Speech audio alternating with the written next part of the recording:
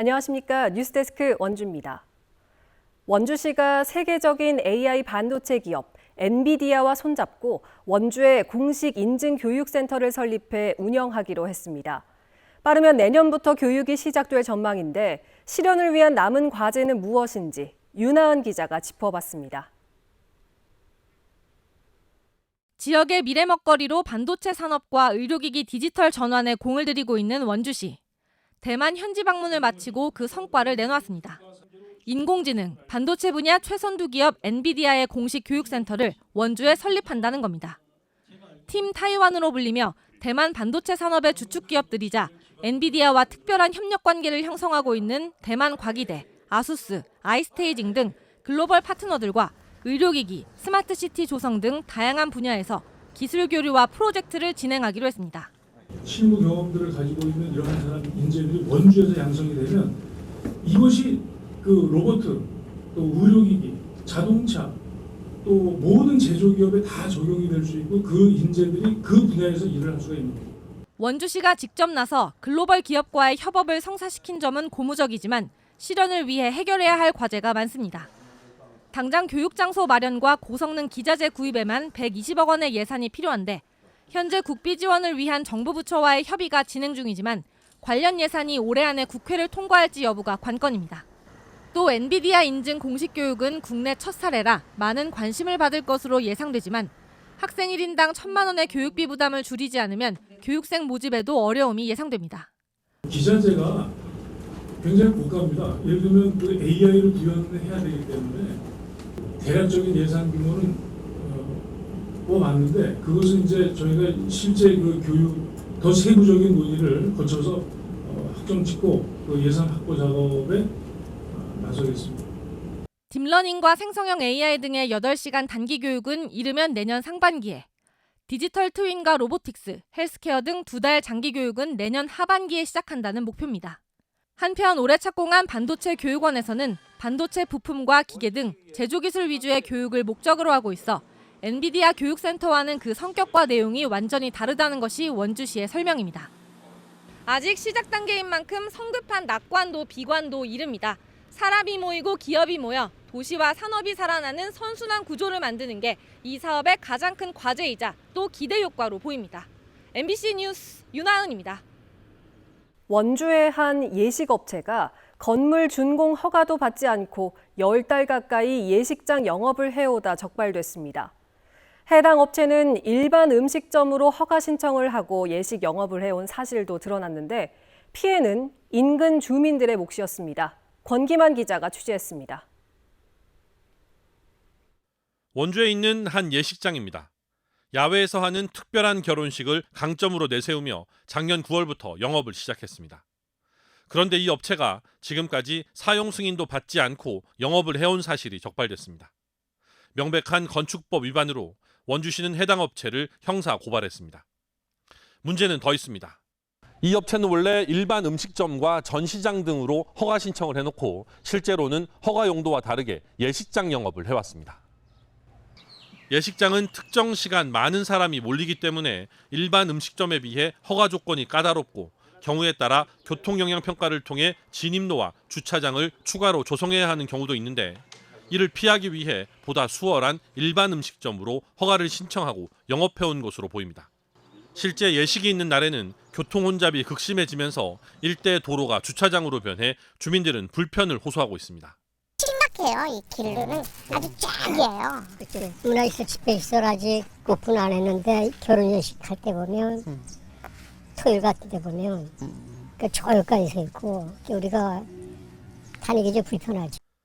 해당 업체는 건설공사가 지연되면서 미리 받은 예약을 소화하기 위해 사용 승인 전에 영업을 한 잘못은 인정했지만 허가 용도와 다른 예식 영업의 경우 식은 야외에서 하고 식사만 건물 안에서 하기 때문에 문제가 없고 해당 영업장의 본래 목적은 미술관이라고 밝혔습니다. 준공전 사용과 용도 외 영업 문제 외에도 해당 업체가 어떻게 영업장소도 없이 사업자 등록을 하고 예식 영업을 할 수 있었는지도 살펴볼 문제입니다. 최근 작은 결혼식, 야외 결혼식에 대한 수요가 늘면서 이처럼 법의 사각지대를 노린 예식 영업이 전국적으로 증가하고 있는 것으로 파악되는 가운데 이로 인한 일반 시민들의 불편을 최소화하기 위한 대책이 필요해 보입니다. MBC 뉴스 권기만입니다.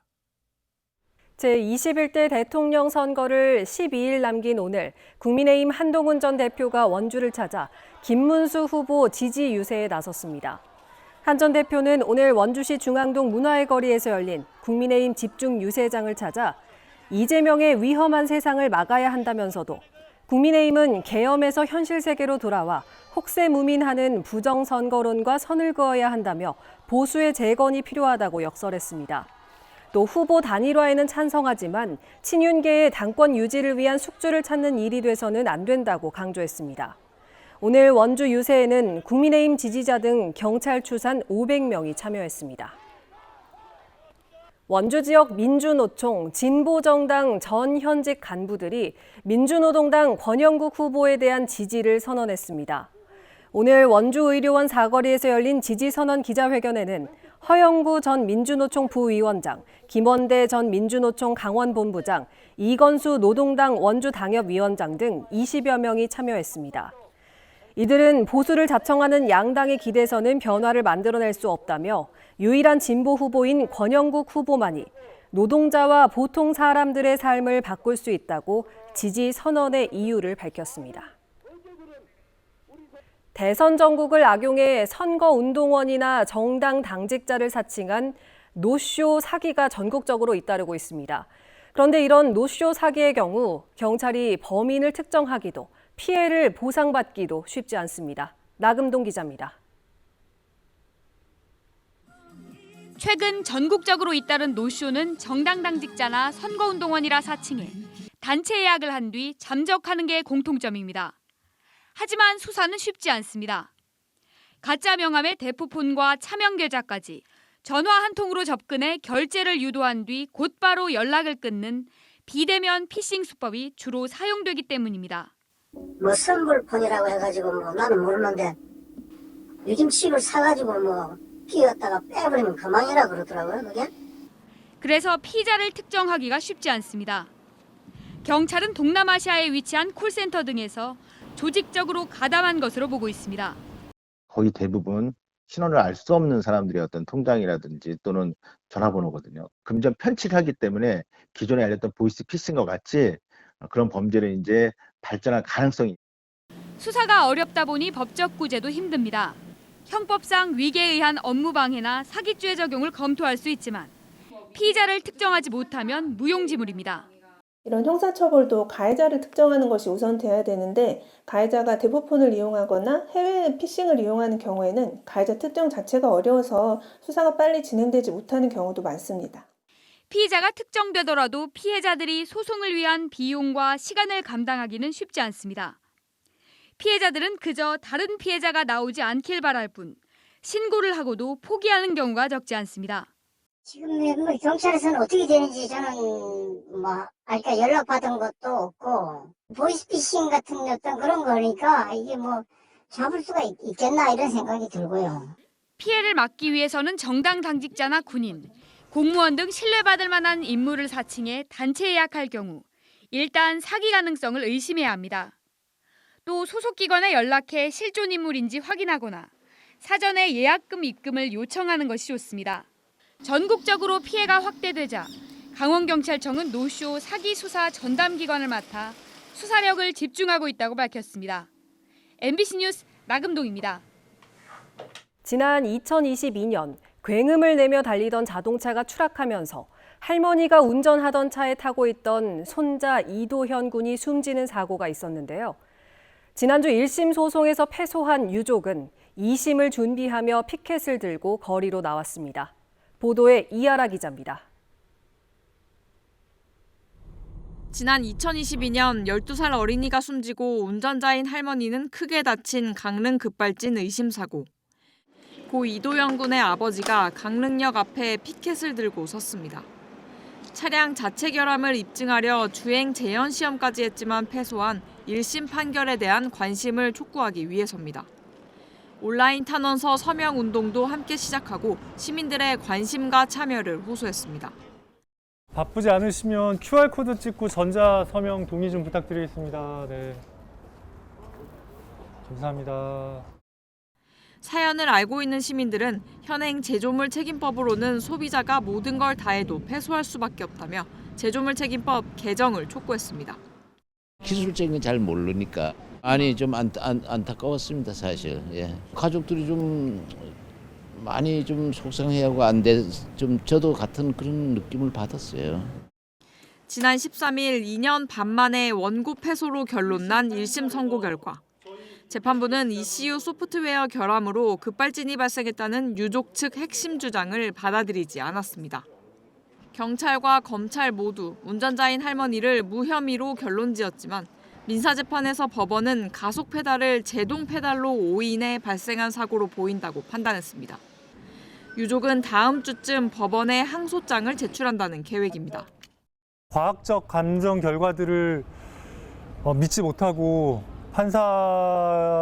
판사님께서 자의적 판단, 즉 페달 오조작으로 이번 사고가 발생됐을 가능성이 있다라는 추측성 판결을 했다라는 것에 분노할 수뿐이 없었고, 아빠는 승소를 기대하며 도연히 묘소 앞에 두고 갔던 승소 기자회견문을 거두며 안부를 묻습니다. 도연이한테 좋은 소식 안겨주려고 승소문도 갖다 놓고 갔었는데 아빠 다시 한번 열심히 진실을 밝히기 위해서 싸워가 볼게. 도연아, 하늘에서 많이 응원해줘. 한국에서 자율주행이 가능한 첨단 운전자 보조 시스템 에이다스가 장착된 차량의 급발진 의심 사고 소송에서 소비자가 승소한 사례는 지금까지 단 한 건도 없습니다. MBC 뉴스 이하라입니다. 원주 문막 외국인 투자기업 입주단지가 조성 12년 만에 100% 분양을 달성했습니다. 원주시는 오늘 주식회사 퓨어처, 주식회사 GBK푸드와 문막 외국인 투자지역 입주 협약을 체결했습니다. 기존 일본과 싱가포르 등 4개 기업이 입주해 있었으며 이번에 2개 미국 기업이 계약을 체결하면서 분양이 완료됐습니다. 도내 유일의 문막 외국인 투자 지역은 2013년 사업비 251억 원을 들여 문막읍 반계리 일원에 8만 4천여 제곱미터 규모로 조성됐습니다. 원주 지역 전통문화 한지를 알리기 위한 제27회 원주 한지문화제가 오늘 원주 한지 테마파크에서 개막해 4일 동안 이어집니다. 첫날에는 한지 2,000개가 장식된 빛의 계단 점등식과 축하 공연, 시민 모델이 참여하는 한지 패션쇼와 대한민국 한지대전 시상식이 열렸습니다. 축제 기간 장흥열 원주 한지 장인의 전통 한지 뜨기 시연이 펼쳐지고 관람객들의 한지 뜨기와 한지 그림길 등 다채로운 체험 행사도 마련됐습니다. 한지 문화제는 2023년 문화체육관광부가 주관하는 전국 지역 문화 매력 알리기 프로젝트 로컬 100에 선정된 바 있습니다. 올해 10월 평창 동계올림픽 개최 현장에 조성되는 평창올림픽 테마파크의 명칭이 국제올림픽위원회의 지식재산 사용 승인을 거쳐 평창올림픽 플라자로 변경됐습니다. 평창구는 국제올림픽위원회 IOC가 테마라는 용어는 영리 목적을 내포할 수 있다는 점, 그리고 파크는 올림픽 경기장이 있는 장소로 사용이 제한된다는 점을 지적했고, 올림픽 개최 당시 사용된 명칭은 사용 가능하다는 의견을 전하면서 평창 올림픽 플라자로 확정했다고 밝혔습니다. 지금까지 뉴스데스크 원주였습니다.